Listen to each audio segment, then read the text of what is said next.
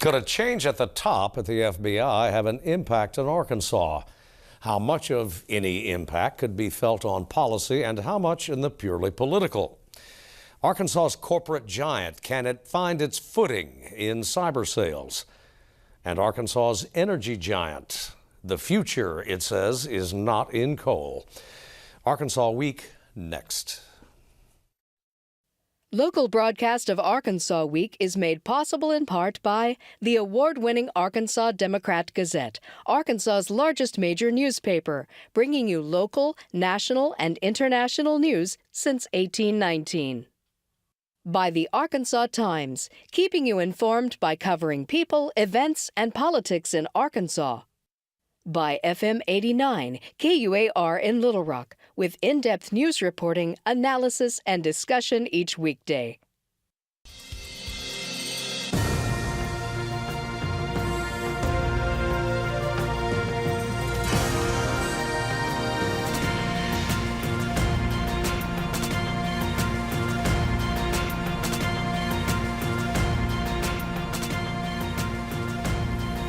Hello again, everyone. Thanks for joining us for Arkansas Week. Can a firing in Washington have an impact on Arkansas? A direct impact.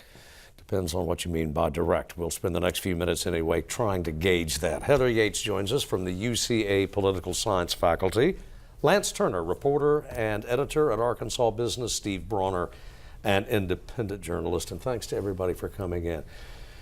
Heather, we won't go into the mechanics of all of why Mr. Trump dismissed the FBI director or the various conflicting explanations for why. But this could very easily, in fact already has, had some political and policy impact. And top of the head comes health care. Mm-hmm. They're trying to get a health care bill through. Right. So there's a bit suddenly the Dems have a lot more ammo. Right. Okay. So this builds upon what happened last week in the U.S. House with passing the new health care bill, the American Health Care Act, and with firing Comey on Tuesday, kind of complicates the matter for the Republicans while energizing the Democrats for 2018. And the Democrats ideologically are looking forward to 2018. How can the positioning of the public statements that the Republicans are taking can be used in 2018? And specifically with regard to the Arkansas delegation, after news happens on Tuesday, something like that, constituents naturally are looking to their public officials for public statements. And there's been actually three camps to emerge from the Republican delegation on this. And one is really to defend the White House. Another camp is to stay silent, to create distance. And the third is to be speculative and to push for transparency. And what we see with Senator Tom Cotton, he's in the second camp. Remaining silent, creating distance, it reduces political liability because Tom Cotton is savvy enough to know how the Democrats would use this ammunition against him. Bozeman, newly elected, re-elected, actually has a little bit more of less liability, I should say, so he can absorb the risk, making a public statement this week on social media, publishing his public letter saying that he is pushing for transparency by stating that constituents and the public need a clear explanation as to why Comey was released. And then French Hill kind of followed suit in Camp 2, Senator Cotton's lead, and issued a public statement to satisfy constituent curiosity, but as far as what that statement held, no definitive position. This is because the Senate and the House passed the health care bill, but the Senate is working on the health care bill and having to balance the firestorm, really, the chaos around the Comey firing and what that's going to impact on the Senate. Remains to be seen. I mean, this is a new development. If they are not, all 6 members of the Arkansas delegation, Republicans all, if they are not on the defensive, they are at least, as you mentioned, treading carefully.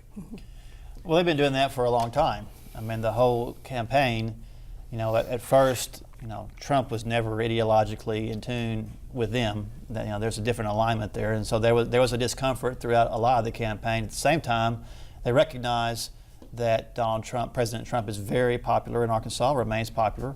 He is the head of the party, and so there's only so far they're going to go. I mean, the country remains totally polarized. They know they only have to make sure they don't offend someone to their right and draw a primary opponent. Otherwise, there's only so much that this can hurt them if they their best strategy is, like Heather said, basically, door number 2, try to just kind of get through this and wait for the next time. But so far, whether or not this actually endangers them in Arkansas, it's hard to see how that would be, because this is a Republican state. It is a Trump Republican state, and is going to remain so. Well, let's go to the side for just 1 second. Heather, there have been a lot of town hall, or a few anyway, town hall meetings in the last couple of recesses. Right. And you mentioned a moment ago that the Dems are looking forward to 18. That is at the national level, certainly in terms of the whole makeup of the Congress. Right. In Arkansas, the Democratic Party is going to be really hard pressed to find a Democrat to primary one of the members of one of the U.S. House of Representatives because of just what has been mentioned. I mean, it's a stronghold state. Trump is very popular here. Trump carried all 4 congressional districts. With regard to the town halls, so French Hill appeared with Senator Tom Cotton about 3 weeks ago in person in Little Rock at a town hall that drew a lot of publicity, and that has been circulated around the news agencies and services. So we can see what the response was there. But in terms of pushback after that town hall, it hasn't really manifested in ways that probably the Democratic Party of Arkansas would have hoped, and the Republican Party is breathing a sigh of relief. And that's also led other Arkansas representatives and senators to hold digital town halls, teletown halls, to, again, reduce the political liability of interacting with, in a public manner, that would generate more disapproval, and also for policy platforms generate a lot of negative static for the policy that Washington's working on. It's the optics of the politics that seem to matter right now. Keep it off Facebook, keep it off CNN, keep it off the evening news. Lance? Yeah, and you can see how dicey some of these town halls can be. If you look around the country, there's been some this week that have been a lot more explosive and attention-grabbing. Republicans facing constituents who, what Republicans will say is, these are all the Democratic folks kind of coming out of the woodwork. They may be constituents. Some of them still want to say these are people who have been bussed in or paid protesters or whatever. But I think a lot of them sort of write some of this off because they realize these aren't necessarily my Republican supporters coming to complain about this. These are the Democrats, and of course they're going to complain. So I think that's. You see kind of what the situation could be elsewhere, and then here in Arkansas, it's been rather tame. There was an incident this week. I think Bruce Westerman was having one of his Biscuits with Bruce events somewhere, and some folks were barred entry from that who felt like they should have been let in and been able to express their opposition to the health care bill. But otherwise, these things have been, relatively tame. And I think, indeed, I think a lot of these Republicans are getting points for showing up and actually debating and taking it, bring it on, give me what you got. And I think in some respects that helps them. Well, it's interesting. I haven't seen one, and Professor Sabato's crystal ball came out last night, and none of the Arkansas seats. There was some speculation that Mr. Hill in the 2nd District might have the more difficult time. I haven't seen one, including Sabato's, in which he's on the endangered species list at all. No, it's a likely Republican district, and it's a likely safe district. It's the only district, if it drew if French Hill drew an opponent, a Democratic opponent, it could be competitive. But even Sabato's classification would be competitive, but leaning Republican for 2018. All right. In terms of policy, though, the White House keeps seeming to get itself into trouble, and now there's a lot of heat, obviously. How do you get a health care bill through? The House has got a bill, it's sent it over to the Senate, where the Senate says, no way. Right. No way, including the gentleman from Arkansas, both senators from Arkansas, profound reservations, let's put it that way. And the governor of their party in Arkansas saying, wait a minute. Mm-hmm, mm-hmm. This was already hard. I don't know how much even the Comey firing makes it harder. Republicans have had a tough time with the American Health Care Act. It was dead on arrival in the Senate. Senator Cotton has expressed extreme disappointment with it from the very beginning. And not only that, but on this issue, he appears, if you listen to what he's saying, to be fairly okay with the Medicaid expansion, or at least he's not speaking harshly against it. So, this, it always comes back to this. Healthcare is hard. It is the hardest issue in American politics. in every issue you expect winners and losers. Okay, so who is the loser in healthcare? Who do we accept loses in healthcare? The person whose health insurance premiums have just gone way up, or someone whose pre-existing conditions may now kind of go against them? I mean, there is no way to balance this issue, and Republicans are going to have a tough time this year, and it's going to be hard no matter what happens. Well, and all manner of interest groups pitching in as well in Arkansas as elsewhere, lands across the country, the Hospital Association, the AMA.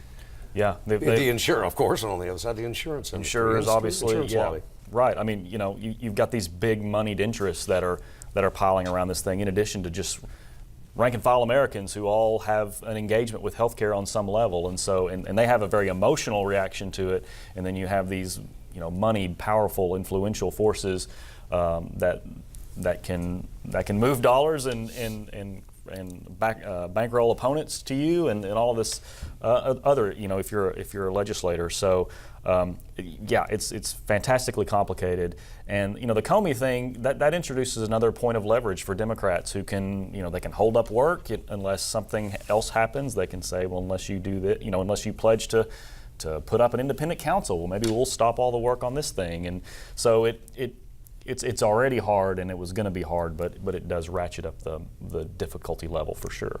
What do you see for the delegation, Heather? Just continue to keep the powder dry, step carefully? Yeah, I mean, to get the health care bill through, take a cue from Senator Tom Cotton, compartmentalize it, focus specifically on the health care when they need to do so. And even in all of the public statements that Tom Cotton, they've been few, but in the ones that he has made, he has signaled that, we are going to continue our committee work, we are going to continue our policy work, and they are compartmentalizing the Comey chaos as a way of damage control, indirect damage control. So the way that I anticipate that the Republicans in the Senate will continue to work on the policy, they'll compartmentalize it. To echo the point Lance made, that the Democrats see points of leverage now, but it depends on how valid or valuable the support of the Democrats is viewed to begin with in the Senate chamber. The Republicans have the majority, so it could also be conceivable that the Republicans can work on this and compartmentalize it successfully without support or liability issued by the Democrats. A lot of noteworthy business news that we need to take care of, and as is often the case, there's an intersection with public policy. And speaking of the White House, the president's vow to more or less bring back coal.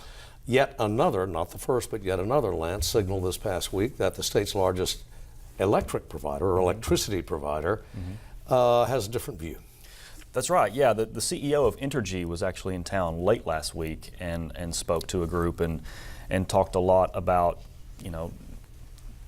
how coal has served its purpose, and we are still very much have coal plants in Arkansas, but natural gas is such now. The market forces have made natural gas such an attractive commodity. It's cheaper to use than coal, and so more of their future, the CEO said, is going to be in use of natural gas and other renewables, in fact. And so you had those comments in Little Rock last week, and then this week Entergy broke ground on what's going to be the state's largest solar array down in near Almira, near Stuttgart, a 470-acre site with some hundreds of thousands of solar panels that'll generate. It's an 81 megawatt plant, $100 million project. Again, more renewables. Coal is there, but I think coal is increasingly viewed both by the industry and just by the market forces that dictate as something that is a little bit of the past, and cheap natural gas and other sources of energy are going to be more in the future.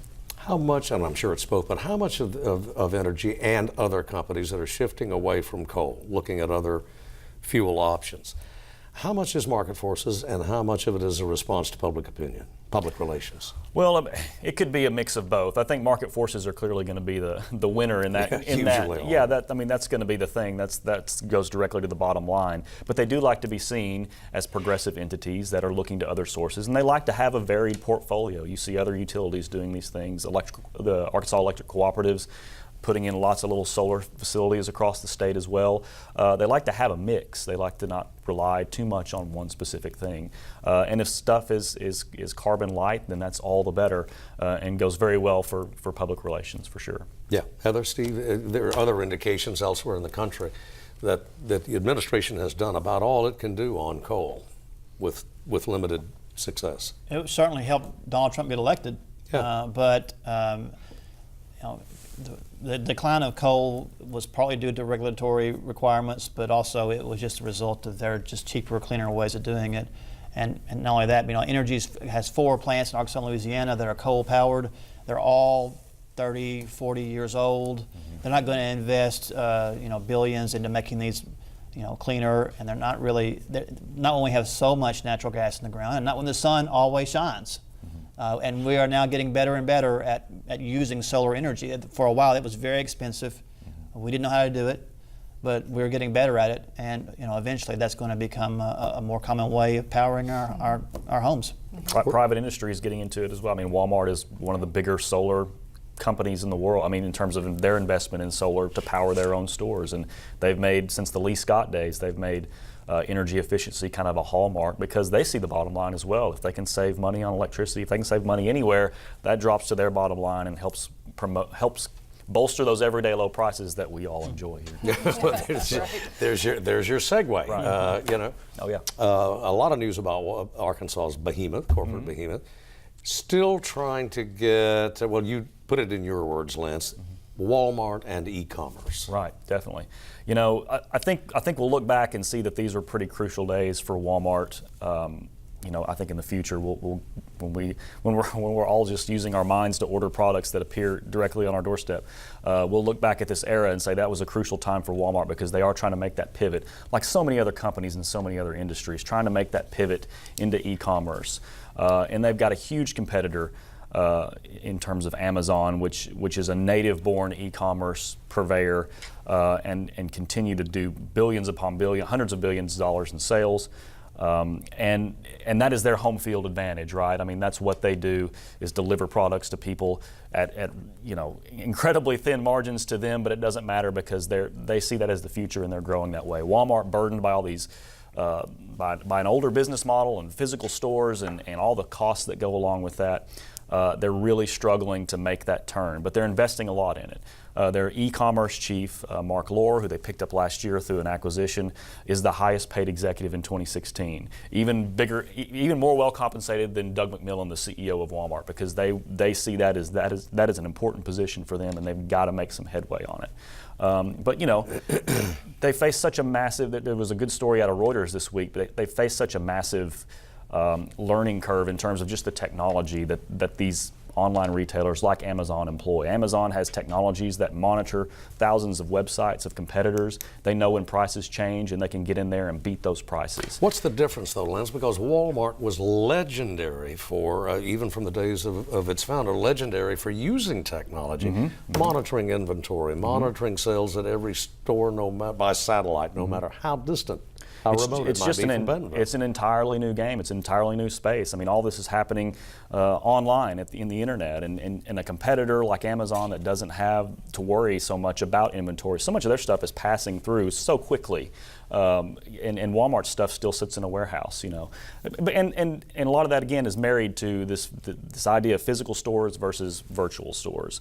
And so Walmart's trying to have it both ways. They're trying to leverage their physical stores to deliver to people in interesting ways, and blend the online and offline experience. But that is so tricky, and so it's just a really fascinating time in retail right now. It's a scary time for a lot of retailers, Dillard's included. Another bad quarter for Dillard's this week. They are very much a brick and mortar company that is making investments in e-commerce, but they're still not offering free shipping, which seems to be table stakes in retail these days, and they're trying to protect their margins as well. So it's tough out there for sure. Well, I flunked my MBA finals, so school me. Okay? I didn't even go. All right. But it would appear, you mentioned Dillard's, Walmart trying to get a better handle anyway on e-commerce. You have Sears on life support. Macy's, say all the big, are we seeing a fundamental, really a fundamental change in American retail commerce? We are, yeah. And I think generationally it's different too. I mean, Heather knows how all of her students do business, right, in terms of how they order things and what they do. And the thought of hanging out in the mall anymore is, no one does that. And you've got all these companies that are so invested in all the real estate that they have to support. Dillard's is one of those too that own a lot of their stores. A lot of their stores are in malls, and mall traffic is falling precipitously. People just don't do the kinds of shopping that they used to do in the way that they used to do it. It's so much easier to pick up the phone and order like that, and it comes to your door in a day or two. And so, yeah, it's changing habits, and it's changing technologies, and everybody has to have their head on a swivel in order to navigate these waters. Yeah, not to be too personal, Heather, Steve, how much of your retail dollar is spent with a click of a mouse? A lot. To be delivered by yeah, UPS or FedEx. Right. Yeah. Especially now that when you say phones, we're talking about our mobile hand devices that it's like it's a small computer, right? So. Well, I'm behind the curve. Yeah, I'm still using a mouse. Okay, in theory. but yeah, in these handheld devices, it's it's more convenient that to order something as you're thinking of it rather than to make a list and forget it. And Steve, the consequences or the implications anyway for not just Arkansas's Treasury, but state treasuries nationwide are obvious, and they're trying to address them. Well, this goes back to the debate that you had in the legislative session, and we've had in Congress for a number of years, assuming that Congress actually debates things. But a real debate. Sales taxes are legally supposed to be collected for online sales, yet states are forbidden by federal law from enforcing those rules. Amazon has recently announced that they will go ahead and do a sales tax on Arkansas purchased goods, but it still remains a big problem because when people are buying things online, they are not paying sales taxes on it. That's coming out of the state treasury, and you saw a reduction in that. One of the causes of the reduced budget. State's budget this last time. Was sales tax revenues. It was down. And so that is an issue that's going to continue to be a problem. A vote to change it is a vote for a sales tax increase, or at least it can be painted that way. No one wants to do that. So the status quo is less sales tax revenues. And how do you fix it? Politically, it's very difficult. Yeah, okay. Lance, look east, young man. Even despite the floods, Right. The Delta had a pretty good week. They did, yeah. There was a bright spot in the Delta up in Forest City, where here in Little Rock, the governor, along with a Chinese company, another Chinese company from the Shandong province of China, announced plans to put a factory in Arkansas. They're going to put a $410 million cotton spinning plant in the former Sanyo TV facility in Forest City. That's a plant that's been sitting there for 10 years. I didn't realize how big that thing is. That's a 1.4 million square foot plant on 161 acres that's been sitting unused for a decade. And so now they're going to put that back to work. And it's more of, I guess it's more fruit from the AEDC's work in China. They've got an office in China, and they're mining that vein and bringing back some pretty good employers, or some pretty good prospects. We've got Sun Paper in Arkadelphia, also from China, that's setting up shop, a major factory there. We've got another garment factory headed to Little Rock that came from the previous trip that the governor made to China. And there's a third one that I'm forgetting that I think makes pet food or pet chew toy, or it's in the pet food industry, I believe, and it's a $5 million plant, but it's still another piece of the puzzle that they're putting together by working in China and making some deals. Do we know, and was an incentive package involved here? There is an incentive package. There's something like a $4 million grant, along with another $11 million in certain incentives, and then local incentives amounted to about $1 million as well. So the stuff doesn't come without a price, for sure, and Arkansas was in the running with what Mike Preston, the AEDC director, said were multiple states. And so even though they apparently love Arkansas cotton, there's something about it that sets it apart from others. There were also other competitors in the mix there that Arkansas had to beat. And so once again, you're playing that game of incentives. And it's a game that all states play, for better or for worse, but this time we won out. And before they beat down the doors from the Delta demanding my scalp, it was not such a good week in terms of ag, or how bad, let's put it this way, how bad is the news for farming in the Delta because of all that water? Right. What we know so far is that more than 900,000 acres of cropland have been affected by the floods, and something around 300,000 acres of crop have been potentially lost. And rice is really taking it on the chin. And it's a crucial time right now because if the waters don't recede in such a way in a certain amount of time, they're going to have to replant all that stuff, and they won't be able to do it until June. That depends on whether we get more rain or not. But once again, it's kind of a bad season for Arkansas farmers who in recent years have taken it on the chin because of floods in 2009 and 2011, hundreds of millions of dollars in damages. So we don't know what the final tally is. I think the Cooperative Extension Service this week said we know of about $65 million so far, but I think we expect that figure to go up. And we'll have to end it there because we're out of time. Everyone, thanks to you for coming in. As always, thanks to you for watching. See you next week.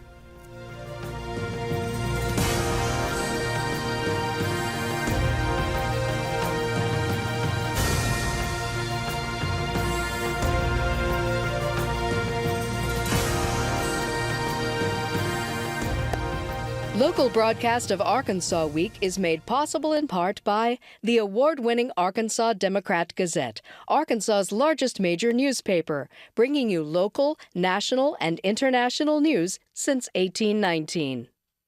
By the Arkansas Times, keeping you informed by covering people, events, and politics in Arkansas.